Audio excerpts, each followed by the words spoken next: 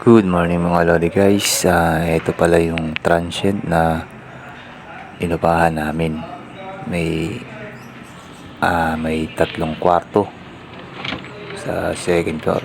At ito yung itsura ng kwarto mga lodi guys. Yan. Double deck. Dahil dalawang double deck sa isang kwarto. Itong isa may natutulog kaya hindi ko na nabidyoan. Saan? Malaki? Ito naman mga lodi guys, kusina. Yan. Napakalawak ng kusina mga lodi guys. Libre lahat yan mga lods. Magluto. Yan na rin kakain.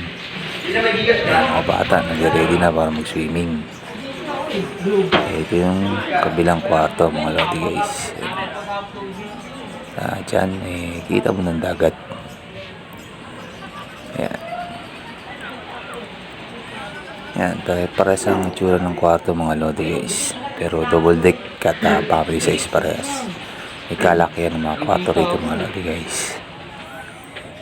Yan, kitang kita mo ang dagat sa transient na naupahan namin. Ito yung pinaka rooftop mga lodi guys ng transient na inarkila namin. Ayan.